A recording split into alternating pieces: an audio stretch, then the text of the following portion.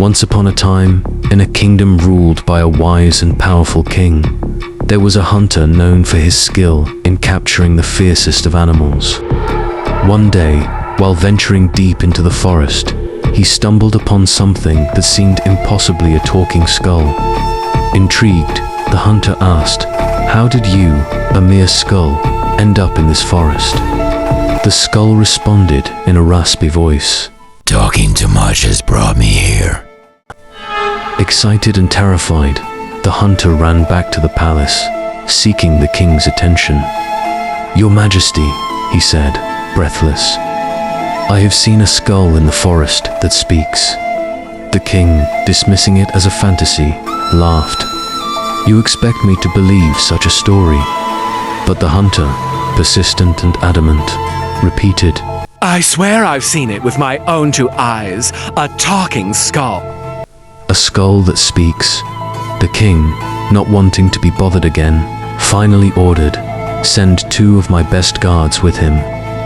If what he says is true, they will find this talking skull. If not, the hunter will pay the price for his lies." And so, the hunter, along with 2 guards, set off into the forest. The hunter led them deeper into the wild, following the path he had walked just days before.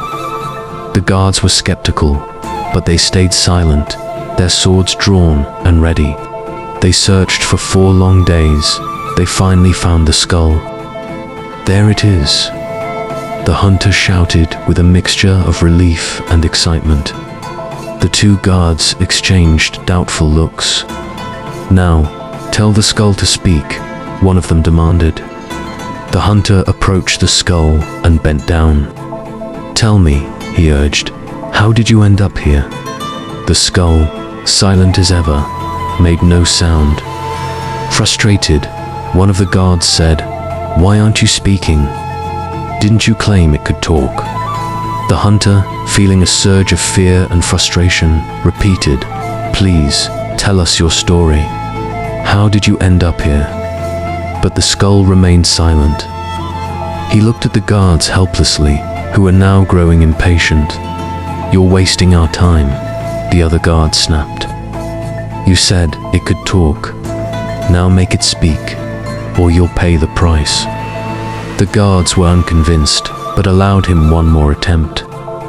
The hunter, now nearly desperate, turned back to the skull. "Tell me, please. How did you come to be here?" he repeated, louder this time.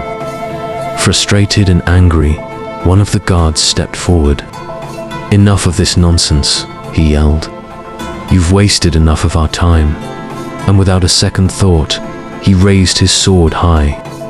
With one swift motion, he decapitated the hunter.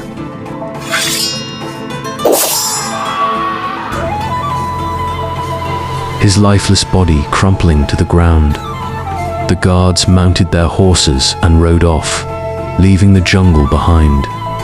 But as they left, the skull, still lying on the forest floor, spoke again, but this time to the hunter's severed head.